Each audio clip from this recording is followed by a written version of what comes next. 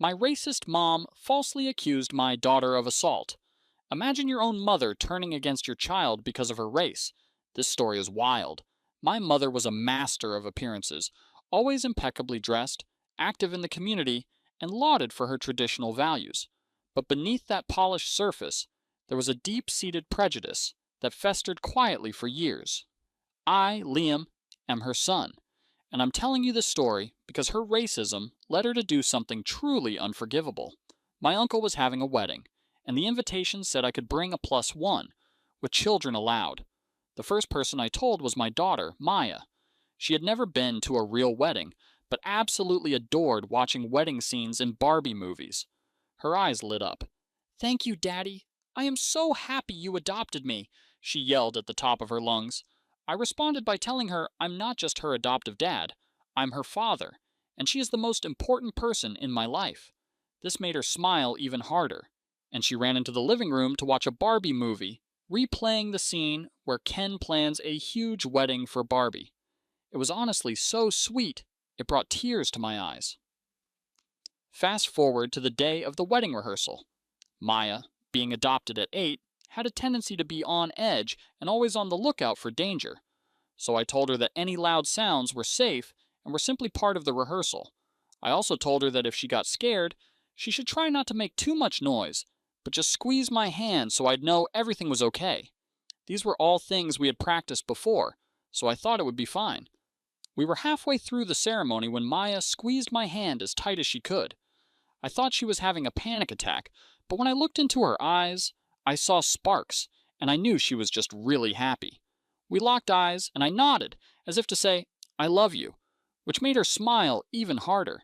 And I guess her eyes really were bright because that's when my uncle looked over and noticed her. "What the actual heck is she doing here?" he yelled. "Who invited the cotton picker?" his ugly wife chimed in. You see, my entire family was white, while Maya was African American. My heart shattered into a million pieces. I turned to Maya, who wasn't smiling anymore, but wasn't crying either. "Why do you have to ruin everything?" My mom turned around to yell, staring straight at Maya. I felt tears well up in my eyes, but the last thing I wanted was for them to know they had any power over us. So I lifted her up, handed her a lollipop from my pocket, and we walked out. "Baby, please don't listen to them." "I wasn't," Maya exclaimed, smiling again. "I understand. The kids at the orphanage were like this, too. But they're just dumb, right? An adult at the orphanage told me, 'Only dumb people talk like that.'" Suddenly, my heart was filled with more pride than I even thought possible. "Absolutely! They're idiots," I exclaimed, before twirling her around and driving to her favorite donut spot. That moment reminded me of what I already knew. My daughter was a gift to my life. Fast forward 3 days later to the actual wedding. My daughter insisted on me going without her, so I hired a babysitter to take her to the cinema for the day. For the first part of the ceremony, I let my family believe that they had gotten away with it, that I wasn't going to bring it up again. But then came the dinner. I didn't even bother announcing anything. I just violently pushed my chair back and stood up, forcing everyone to pay attention. So, we all had the pleasure of meeting my daughter, Maya. Everyone's faces suddenly turned to their plates, pretending to be extremely interested in the pattern on the sides. And well, let's face it, guys, some of us acted in ways we weren't proud of. As I said this, I pointed directly at my uncle and my mom. But that's okay because repairs have been made. I have donated $2,000 to the local adoption agency in the name of Miller, my last name. One person began to slowly clap, followed by everyone cheering at that, except my uncle and my mom. That is, they looked so red, I honestly thought they were going to turn into tomatoes. But still, they forced an ugly smile and continued eating. I had no idea that it was the silence before the chaos, because the next morning I woke up to 37 missed calls from both my family and numbers I didn't recognize. That's when I saw it. In the family group chat, my mother had posted a photo of what was very obviously a fake bruise on her knee. She claimed that Maya had given it to her at the wedding rehearsal after my mom requested that she blow her nose. Anger boiled my blood. Their story didn't even make any darn sense, but the entire family was eating it up. But once everything was said and done, I planned on making her pay. The messages came in rapid succession. a cascade of family members expressing shock and concern. OMG! Are you okay? Wrote an aunt.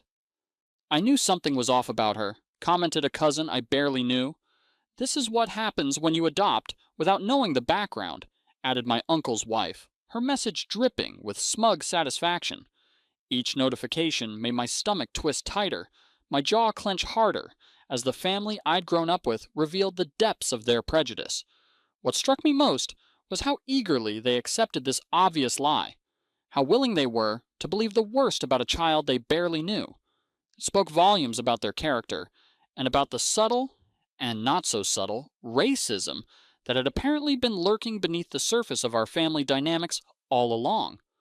I wondered how I had missed it growing up, or if I had simply been trained to ignore it, to accept certain jokes and comments as normal when they were anything but. I stared at my phone, my fingers hovering over the keyboard. Part of me wanted to type out a furious response, calling out my mother's obvious lie, but I knew better. Responding in anger would just give her ammunition. Instead, I took screenshots of everything: the fake bruise photo, the timestamps, all the messages from family members expressing shock and concern. I saved them to a folder labeled Evidence. My hands were shaking with rage as I captured each message, each comment, each reaction. I was methodical, making sure to document everything in case I needed it later. The folder grew quickly as more family members chimed in, each message more outrageous than the last. One cousin suggested I should return Maya like a defective product. Another wondered if she had violent tendencies because of her background. My uncle posted a link to an article about adoption disruption, the process of legally dissolving an adoption, with the comment, just saying. The casual cruelty displayed in that group chat was staggering. These were people who had known me my entire life, who had attended my graduations and birthday parties, who had sent cards when my father died. Now they were united in their willingness to believe the worst about my daughter, to suggest that I should abandon her, all based on an obviously fabricated story. The betrayal cut deep, leaving a wound I wasn't sure would ever fully heal. Maya was still asleep in her room, her favorite stuffed elephant clutched tightly in her arms. I was grateful she wasn't awake to see me shaking with rage. I needed to be smart about this. This wasn't just family drama anymore. This was a serious accusation against my daughter. I quietly opened her bedroom door, needing to reassure myself that she was safe and peaceful, untouched by the ugliness unfolding on my phone. Her room was bathed in the soft glow of her nightlight, a small elephant lamp that projected stars onto the ceiling.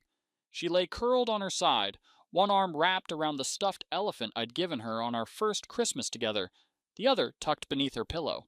Her face in sleep was completely relaxed, all the watchfulness that sometimes shadowed her expression during waking hours temporarily erased.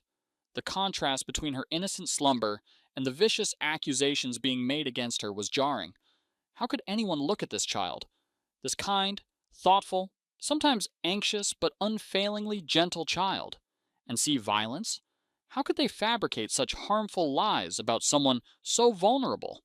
The injustice of it made my chest ache with a physical pain, as if my heart was literally breaking for her. I scrolled through my contacts and found Elena Costa, a lawyer I'd met through work last year. We weren't close friends, but she'd given me her card at a company party, saying to call if I ever needed legal advice. I never thought I'd actually use it. Elena specialized in family law, her business card describing her as an advocate for children and families. I remembered our brief conversation at the holiday party, how she'd mentioned her passion for cases involving adoption and foster care, having been a foster child herself before being adopted as a teenager. Her card had been sitting in my wallet for months, one of those things you keep without expecting to need. Now, I was profoundly grateful I hadn't thrown it away. Standing in my kitchen, waiting for the coffee maker to finish brewing, I dialed her number, not really expecting her to answer so early in the morning. The digital clock on the microwave showed 6:45 a.m. Hardly business hours for a law office, but I needed to do something, to take some action, rather than just stewing in my anger and hurt. She picked up on the third ring, her voice professional but warm. I explained the situation as calmly as I could, though my voice cracked a few times when describing the prejudiced comments at the rehearsal.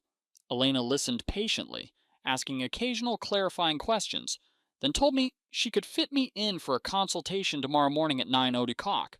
I thanked her, feeling slightly more grounded after having taken a concrete step. The doorbell rang just as I was hanging up. Maya's babysitter, Jessica, was early, ready to take her to the park while I dealt with this mess. I quickly wiped my eyes and plastered on a smile. The last thing I wanted was for Maya to know anything about this situation. Jessica stood on our doorstep, her backpack slung over one shoulder, and a paper bag from the local bakery in her hand. At 19, she was studying early childhood education at the community college and had been babysitting Maya for nearly 6 months now. The two had bonded immediately over a shared love of art projects and nature documentaries. Jessica's calm, steady presence had been a blessing, providing Maya with another trusted adult in her life, something the therapist had recommended as important for building her sense of security. "I brought muffins," Jessica said with a smile, holding up the bag. "Blueberry, Maya's favorite." The thoughtful gesture nearly broke my composure, this small kindness contrasting sharply with the cruelty I'd been reading all morning. I invited her in, explaining in vague terms that I had some unexpected work issues to deal with, and appreciated her flexibility in coming early. Maya came bounding down the hallway in her favorite yellow pajamas, her hair wrapped in a colorful scarf. "Daddy, Jessica's here. Can we get ice cream at the park?" she asked, bouncing on her toes with excitement. I knelt down to her level, straightening the collar of her pajama top. "Of course, sweetheart! And maybe you can show Jessica your cartwheel." This made her beam with pride. She'd been practicing cartwheels all week. The yellow pajamas were slightly too big, the sleeves covering her hands until she pushed them up, a habit that always made me smile. Elena's office was in a small building downtown, with a modest waiting room decorated with local artwork. She greeted me with a firm handshake and got straight to business. I showed her the screenshots and explained everything that had happened, from the initial prejudiced outburst to the false accusation. "This is serious," she said, frowning at the photos on her tablet. "False accusations like this could potentially escalate. Have you responded to any of these messages?" Her office was neat and professional, with diplomas and certifications hanging on one wall and a bookshelf filled with legal texts on another. A large window overlooked a small courtyard where a fountain bubbled peacefully, the sound just audible through the glass. Elena herself was younger than I'd remembered from our brief meeting, probably in her early 30s, but her demeanor was confident and focused as she reviewed the evidence I'd brought. She scrolled through the screenshots methodically, occasionally making notes on a legal pad beside her. Her frown deepened as she read some of the more vicious comments from my family members, and she paused particularly long on the photo of my mother's alleged bruise, studying it with a critical eye. I shook my head, explaining that I wanted legal advice first. "Good. Don't, at least not yet," she recommended. She told me to document everything, install security cameras at home, and record any future interactions with my family. She also suggested I write down exactly what happened at the rehearsal while it was still fresh in my memory. The security cameras were installed that same afternoon. Discrete devices at my front and back doors that connected to an app on my phone. The technician explained how the motion detection worked and showed me how to access the footage remotely. "Better safe than sorry," he said as he packed up his tools, having no idea how relevant his words were to my situation. That evening, after Maya was in bed, I sat at my kitchen table with a legal pad and wrote down every detail I could remember about the rehearsal. The exact words that were said, the positions of everyone in the room, the timing of events. I recorded it all as precisely as possible, knowing that specific details would be more credible than general recollections. The process was painful, forcing me to relive one of the worst moments of my life, but also cathartic in a way, transferring the toxic memories from my mind onto paper, where they seemed slightly less overwhelming. "And one more thing," she added as I was leaving, her expression grave. "Be prepared for this to escalate. People who make false accusations rarely back down easily." Her words proved prophetic. 2 days later, I got a call from HR at my company. Someone had made an anonymous tip claiming I had been violent toward Maya. My stomach dropped as Marcia, the HR director, explained that they had to open a mandatory investigation. I was being placed on temporary leave. The call came while I was at my desk working on a design project with a looming deadline. Marcia's voice was professional, but strained as she asked me to come to her office immediately. The walk down the hallway felt surreal. Colleagues glancing up from their computers as I passed, unaware of the bomb that was about to drop on my professional life. Marcia's office was on the top floor, with glass walls that offered a view of the city skyline, but little privacy. As soon as I entered, she asked me to close the door and take a seat. Her face was a careful mask of neutrality, but I could see tension in the set of her shoulders, the way her hands were clasped too tightly on the desk in front of her. "We've received a concerning report," she began, her voice measured. "An anonymous caller has alleged that you've been physically abusive toward your daughter." The words hit me like a physical blow, stealing the air from my lungs. "As you know, we take such allegations extremely seriously. Company policy requires us to place you on administrative leave while we investigate." I knew immediately who was behind this.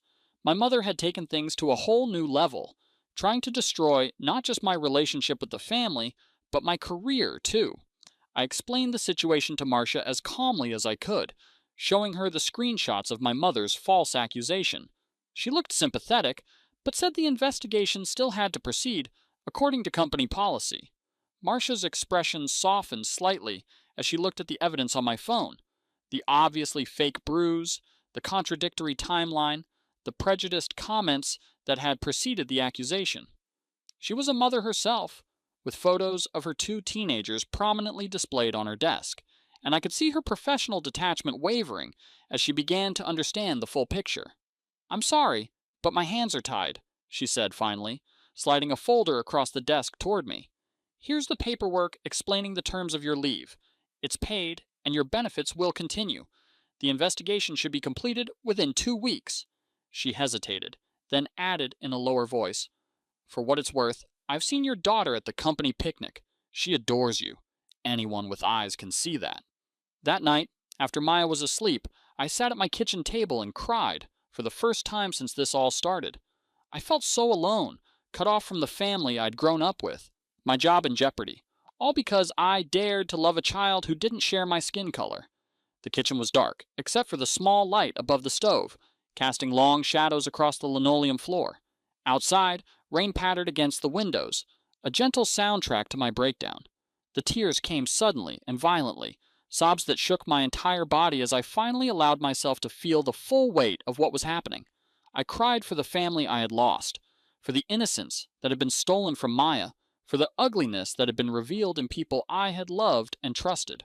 On the refrigerator, held by colorful magnets, were Maya's drawings, bright, hopeful creations, showing our little family in various settings. One depicted us at the park, stick figures holding hands beneath a yellow sun. Another showed our apartment building with both of us waving from a window. A third, newer drawing, showed Maya in what appeared to be a wedding dress, with me standing proudly beside her. These visual reminders of her love and trust made my tears flow even harder, a mixture of gratitude for her presence in my life and fear that someone might try to take her away. My phone buzzed with a text from a number I didn't recognize. "Hey, it's Chloe, your cousin. I'm so sorry about everything. Mom made me call Child Protective Services. Said it was our duty to report child abuse. I didn't want to, but she wouldn't stop. I'm really sorry." My blood ran cold. Child Protective Services. This was getting worse by the minute. Chloe was my aunt's daughter, a quiet, bookish woman in her mid-20s who still lived at home. We had never been particularly close, but I remembered her as someone who generally tried to avoid family conflicts, preferring to disappear into the background when tensions rose. The fact that she had reached out, risking her mother's anger to warn me, suggested she felt genuine remorse about what was happening. The text glowed on my phone screen, the words "Call CPS" jumping out as if they were written in neon. Child Protective Services, the agency with the power to remove children from homes where abuse is suspected. The agency that, despite its noble mission, sometimes made devastating mistakes. The agency that would now be scrutinizing my parenting, my home, my relationship with Maya, all because of a vindictive lie. I called Elena immediately despite the late hour. She answered, sounding groggy, but snapped to attention when I told her about CPS. "Clean your house. Make sure everything is perfect. Have Maya's medical records ready. School records, too. Anything that shows you're a good parent. Her voice was calm, but urgent, as she gave me a detailed list of preparations. Make sure you have enough food in the refrigerator. Check that all smoke detectors are working. Remove any prescription medications from accessible areas. Have a copy of your adoption paperwork ready. And most importantly, don't panic in front of Maya. Children pick up on our anxiety. I barely slept that night, my mind racing with worst case scenarios. The next day, I cleaned the house from top to bottom while Maya was at school, scrubbing floors and organizing closets until everything gleamed. I gathered her medical records, school reports, and even printed photos of us together at various events and outings, creating a portfolio of our life together. The cleaning was almost therapeutic, giving me a physical outlet for my anxiety. I scrubbed the bathroom tiles until my fingers were raw, organized Maya's closet by color and season, wiped down every surface in the kitchen until they shone. I checked every smoke detector, replaced the batteries in the carbon monoxide alarm, and made sure all the locks on windows and doors were functioning properly. The physical labor left me exhausted, but slightly calmer, giving me a sense that I was doing something productive in a situation where so much was beyond my control. The portfolio I created was comprehensive, a visual and documentary history of our life together. I included Maya's most recent report card, showing her excellent grades and her teacher's comments about her being a joy to have in class. I added her health records, documenting her regular checkups, and the steady improvement in her growth chart since she'd come to live with me. I printed emails from her art teacher praising her creativity, notes from playdates showing her social connections, and photos from holidays and everyday moments that captured our bond. Looking at the completed folder, I felt a surge of pride in the life we had built together, alongside a fierce determination to protect it. CPS showed up the following day, a Wednesday afternoon. The caseworker, a tired-looking man named Robert with kind eyes behind wire-rimmed glasses, explained they had received a report and needed to check on Maya's welfare. I invited him in, trying to appear calm and cooperative, despite the knot of anxiety in my stomach. Robert stood on our doorstep, clipboard in hand, his expression professional, but not unkind. He wore a button-down shirt with the sleeves rolled up and khaki pants that had seen better days, his ID badge hanging from a lanyard around his neck. Despite his rumpled appearance, there was a sharpness to his gaze as he introduced himself and explained the purpose of his visit.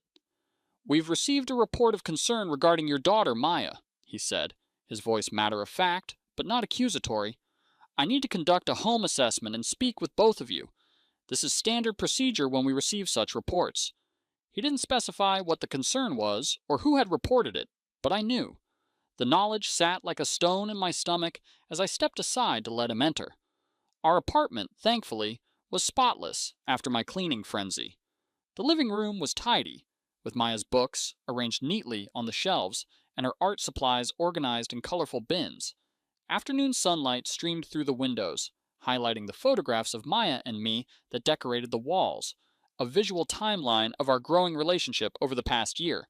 Robert interviewed me first, asking about Maya's routine, her schooling, her health, and our relationship. I answered honestly, showing him photos and records when relevant. Then he asked to speak with Maya alone. Those 15 minutes felt like hours. I sat on the couch, hands clasped so tightly my knuckles turned white, straining to hear their muffled voices from her bedroom. The silence in the living room was oppressive, broken only by the ticking of the clock on the wall and the occasional distant sound of traffic from the street below.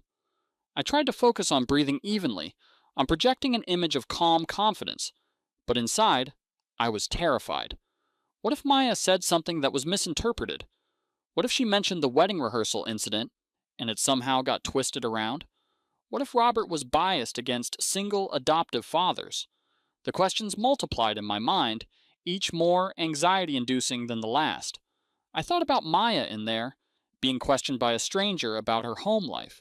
She was perceptive and articulate for her age, but she was still just a child with a history of trauma that made her sometimes wary of new adults. Would she be frightened? Would she understand what was happening? Would she think she had done something wrong? The thought of her feeling scared or confused made my heart ache. Finally, they emerged from Maya's room. She was smiling, holding a drawing she'd made of our family. Just the two of us, standing in front of our apartment building with a bright sun overhead. Robert's face was neutral, but he seemed less tense than when he arrived. Maya tells me she's very happy here, he said, glancing down at his notes. She says you're the best daddy in the world, and that you make her favorite pancakes on Sundays. Maya bounced over to me, proudly displaying her drawing. It showed two stick figures, one tall with short brown hair, one smaller with black curly hair, holding hands in front of a rectangular building. The son in the corner had a smiling face, and she had written me and Daddy in careful letters across the top. Her expression was open and relaxed, showing no signs of the stress I had feared the interview might cause her. I smiled weakly, relief washing over me. Chocolate chip, with whipped cream faces. Robert nodded, making a final note in his file. Everything seems to be in order, Mr. Miller. We'll be following up, but I don't see any immediate concerns. Robert's pen moved quickly across his form, checking boxes and adding brief notes. His expression remained professional, but there was a softening around his eyes as he looked up from his clipboard. Based on my assessment, there's no evidence to support the allegations made in the report. Maya appears well-adjusted, healthy, and securely attached to you. Your home is safe and appropriate.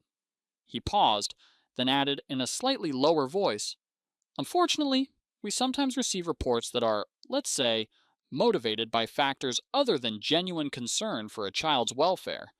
After he left, I hugged Maya so tight she squealed in protest. Daddy, you're squishing me. Sorry, baby. I just love you so much. I know, she said, patting my cheek with her small hand. I told that man I'm happier than I've ever been, because it's true. The relief that flooded through me was so intense it made my knees weak. I knelt down to Maya's level, taking in every detail of her face. The slight gap between her front teeth, the constellation of freckles across her nose, the warm brown eyes that looked at me with such trust and affection. She was here. She was safe. And for now, at least, no one could take her away from me. Maya seemed unfazed by the visit, treating it as just another interesting event in her day. That man asked me lots of questions about you, she said as she settled at the kitchen table with her crayons. I told him you're not perfect because sometimes you burn the toast, but you're the best daddy anyway. Her matter-of-fact assessment made me laugh, despite the stress of the situation, reminding me once again of her remarkable resilience and wisdom. The CPS visit was over, but the nightmare continued. Over the next 2 weeks, a smear campaign unfolded on social media. Old family friends started unfriending me on Facebook. Posts appeared suggesting I was using a child for attention, and that I had coached Maya to fake innocence. My mother had apparently been busy spreading her poison to anyone who would listen. The social media attacks were particularly painful because they extended beyond my immediate family to people I had considered friends.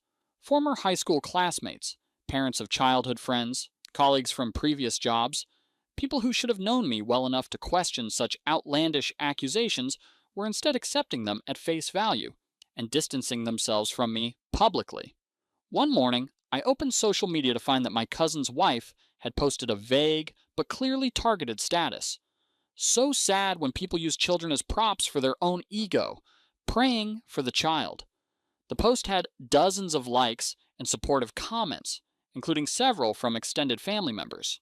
Another day, I discovered I'd been removed from a neighborhood parents group without explanation, only to learn later that someone had suggested I wasn't a safe person to have in a group with children. The isolation was creeping into real life as well. Parents at Maya's school, who had previously been friendly, began avoiding eye contact at drop-off. Invitations to birthday parties and playdates dwindled. One mother actually crossed the street with her child to avoid walking past us on the sidewalk. Each small rejection was like a paper cut, minor on its own, but increasingly painful as they accumulated. I messaged one of my mom's friends, Sarah, who I'd known since childhood. Her response was chilling. Sorry, but your mom said the girl had a violent episode. I have to protect my kids. The final straw came when I discovered my mother had created a private social media group called Support for the Miller Family, where she was sharing updates about the situation. All lies, painting Maya as troubled and me as delusional. She'd even posted a photo of Maya from the family Christmas party, circling her hand in red and claiming she was about to hit someone. It was actually a photo of Maya reaching for a cookie. The social media group was the most disturbing development yet. A mutual friend who had been added to it sent me screenshots, concerned about what was being said. The group had over 40 members, mostly family and close friends of my mother, and served as an echo chamber for her increasingly bizarre narratives about Maya and me. In addition to the doctored photo of Maya about to hit someone, my mother had shared fabricated stories about Maya's behavior at school, completely contradicting her actual excellent school reports, invented concerns supposedly expressed by neighbors, and even suggested that Maya's biological family had a history of violence, information she couldn't possibly have, as those records were sealed. The comments on these posts were a mixture of performative sympathy, so sad, praying for you all, uninformed advice, he needs to get that child into intensive therapy before someone gets seriously hurt, and outright racism thinly veiled as concern. Sometimes these children from certain backgrounds just can't adjust to normal family life, no matter how hard you try. I drove to my mother's house, anger and hurt fueling me. When she opened the door, her face hardened at the sight of me standing on her porch. Before I could say a word, she slammed it shut. An hour later, she texted me, "I hope you get help for whatever made you think adopting a kid out of pity was a good idea. Some children are just too damaged to save. I'm saying this because I care about you." My mother's house was the same one I'd grown up in. A neat colonial in a quiet suburb, with carefully tended flower beds and a porch swing where I'd spent countless summer evenings as a teenager. Standing on that familiar porch, now being treated like an unwelcome stranger, created a surreal disconnect between my past and present. The door that had always been open to me throughout my life was now literally slammed in my face, a physical manifestation of the rejection I was experiencing. Her text message came as I was driving home, the notification sound interrupting the playlist of children's songs I kept in the car for Maya. I pulled into a gas station to read it, and the words hit me like a physical blow. Adopting a kid out of pity, as if my love for Maya was some kind of charitable act rather than the most natural feeling in the world. Too damaged to save, as if my brilliant, resilient daughter was somehow broken beyond repair. Because I care about you. Perhaps the most hurtful part, this false claim of concern that masked what was clearly hatred and prejudice. I didn't respond. Instead, I went home and started a blog.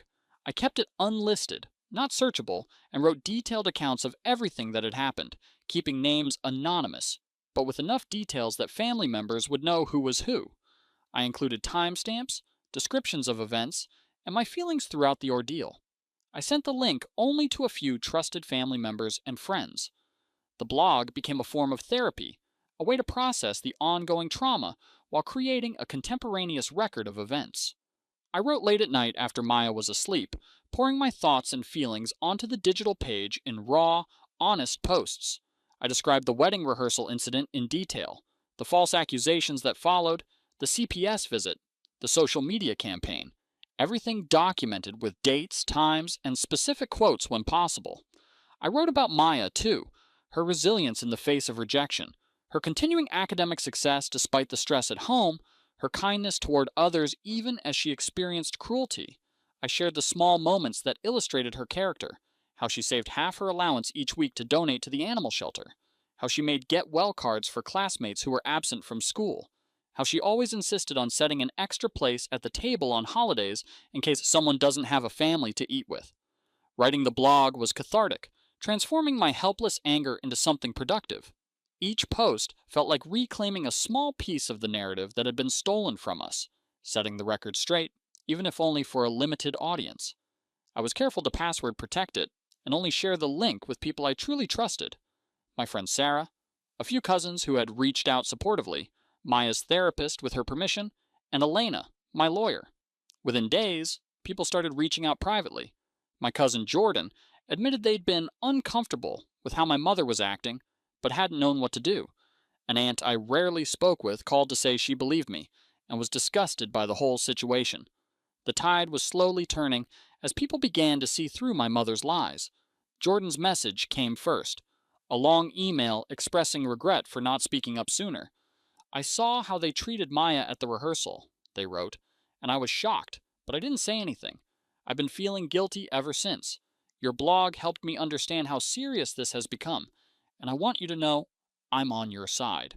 Jordan offered to make a formal statement about what they had witnessed if it would help. My Aunt Nora, my father's sister, who had distanced herself from the family years ago, called the day after I shared the blog with her. I always knew your mother had issues, she said bluntly. But this is beyond anything I could have imagined. That child of yours sounds wonderful, and what they're doing is unforgivable. She promised to reach out to other family members who might be receptive to hearing the truth, but I needed more concrete evidence. I contacted the wedding venue and asked if they had security footage from the rehearsal day. The manager was sympathetic when I explained the situation and agreed to check their archives. 3 days later, I received an email with a video attachment. The footage was grainy, but clear enough to show the rehearsal from multiple angles. And there was my mother, sitting in her seat the entire time, never once interacting with Maya. The lie about the bruise was definitively disproven. The venue manager, a woman named Diana with decades of experience in the wedding industry, had been immediately helpful when I explained my situation. Unfortunately, I've seen family drama unfold at weddings more times than I can count, she said with a sigh when I visited her office to make my request. But using a child as a weapon in family conflicts, that's a new low. The security footage came from multiple cameras positioned around the venue. Standard practice, Diana explained, for both security and liability purposes. The email she sent contained 4 video files, each showing the rehearsal from different angles. I spent hours reviewing them, my heart racing as I confirmed what I already knew to be true. Maya had remained beside me throughout the entire event, never approaching my mother or any other family member until the moment we left, following my uncle's outburst. The most damning clip showed my mother clearly visible in the front row, seated between 2 other relatives during the exact time frame when she later claimed Maya had kicked her. She remained in that seat continuously, engaged in conversation with those around her, never showing any sign of discomfort or injury. It was irrefutable evidence of her lie. Armed with this evidence, I waited for the right moment to use it. It came sooner than expected. My cousin Alex was hosting a casual family barbecue the following Sunday. He hadn't been at the wedding and wasn't fully aware of the drama. I decided to go, bringing the video with me on a USB drive. Alex's backyard was spacious and well maintained, with a large deck where he had set up his impressive grill and several tables covered in red and white checkered cloths. Children played on a swing set in the corner of the yard, their laughter creating a cheerful soundtrack that contrasted sharply with the tension I felt as I walked through the gate. The smell of burgers and hot dogs filled the air, along with the buzz of conversation that noticeably dimmed as people noticed my arrival. I had deliberately come alone, arranging for Maya to spend the day with Sarah and Chloe at a children's museum in the next town over. I didn't want to subject her to potential hostility, and I needed to be able to focus entirely on what I planned to do without worrying about protecting her feelings. The tension was thick when I arrived alone. My mother avoided eye contact, huddling with my uncle and his wife in a corner of the yard. I mingled politely, accepting a burger from Alex and making small talk with relatives who seemed unsure how to act around me. During dinner, when everyone was seated on the patio, I connected my phone to Alex's TV. Without announcing anything, I played the rehearsal footage. The large outdoor TV had been set up to show a baseball game, the volume low, as it served as background entertainment for the gathering. When I approached Alex and quietly asked if I could use it for a moment, he looked surprised but nodded, handing me the remote. "Sure, man, whatever you need." He had always been one of the more easygoing members of the family, preferring to stay neutral in conflicts. The screen flickered as I connected my phone and pulled up the video files. The baseball game disappeared, replaced by the black and white security footage of the wedding venue. It took a moment for people to realize what they were watching, conversations continuing as they glanced occasionally at the screen with mild curiosity. Then recognition dawned as they identified the setting and the people visible in the footage.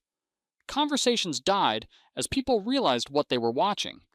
When it reached the part showing my mother seated the entire time, never approaching Maya, gasps filled the air. My mother jumped up, yelling for someone to turn it off. her face flushed with anger and embarrassment. The timestamp in the corner of the video was clearly visible, showing the exact time period when my mother had claimed the incident occurred. There she was, unmistakably seated in the front row, engaged in conversation with the person next to her, never interacting with Maya, who was visible in another camera angle, sitting quietly beside me several rows back. The evidence was undeniable, the lie exposed for everyone to see.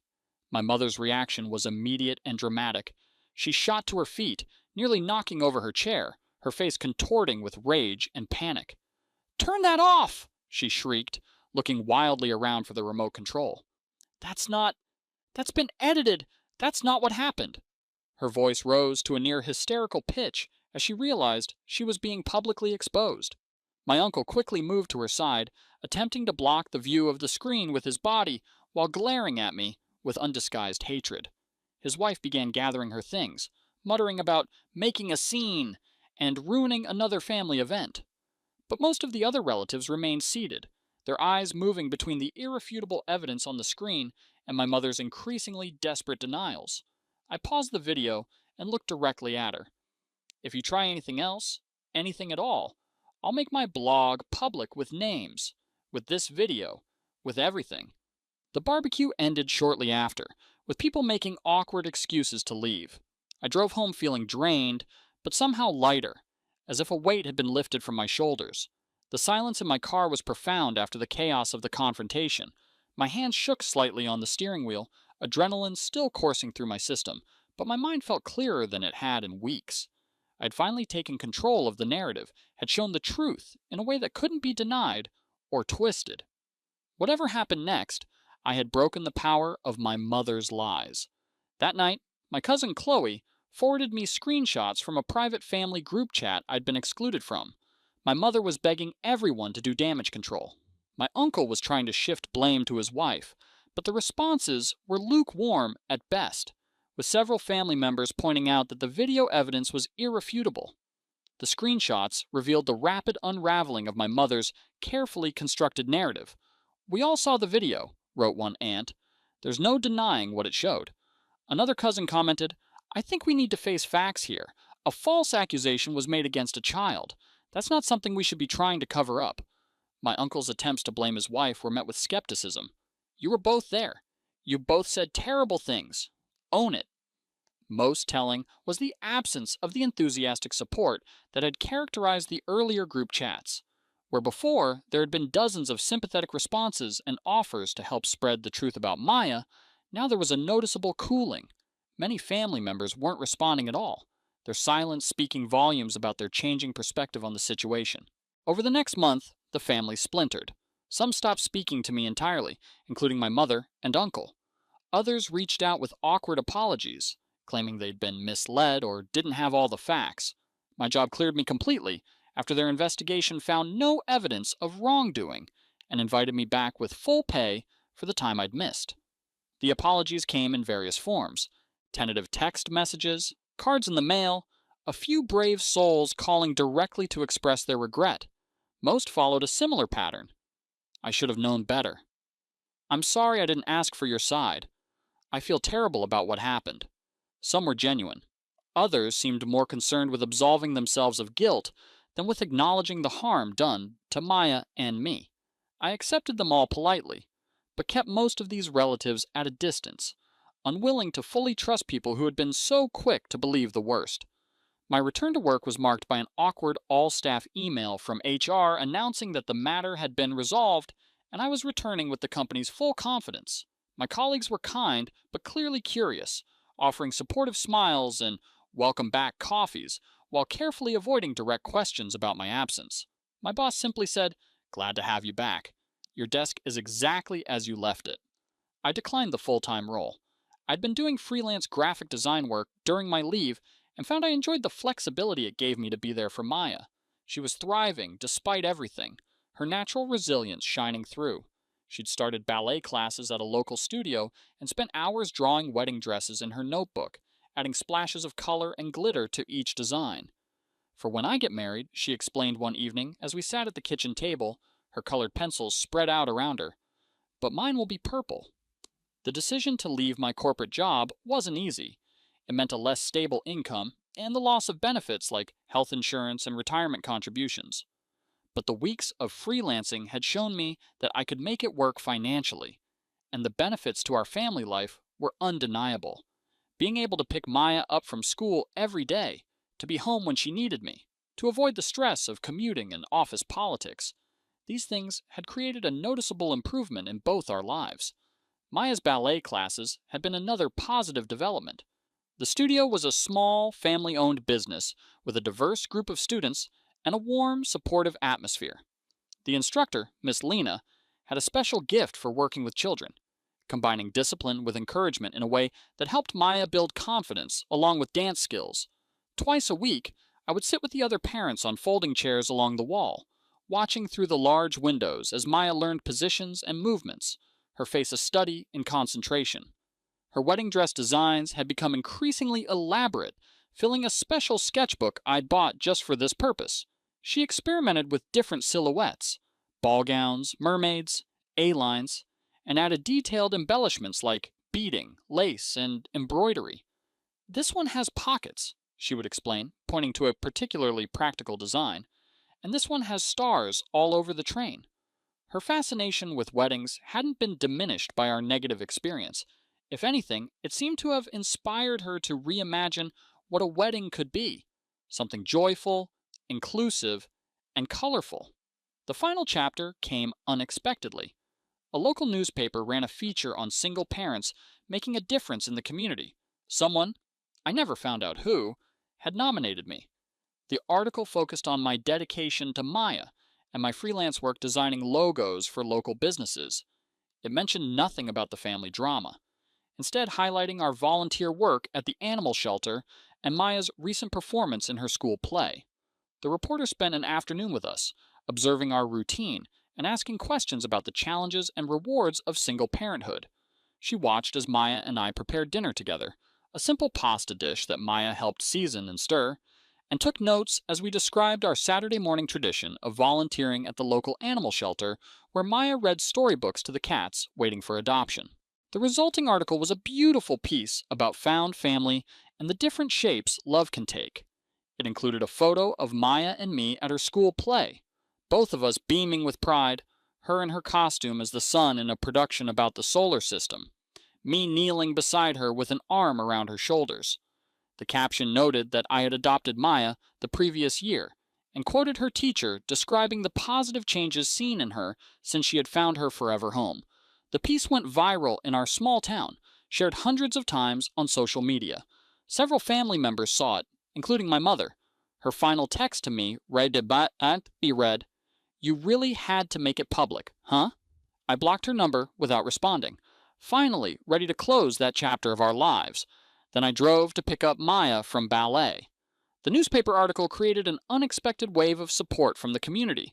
Parents at Maya's school, who had been influenced by the rumors, now approached me with friendly conversation at drop-off.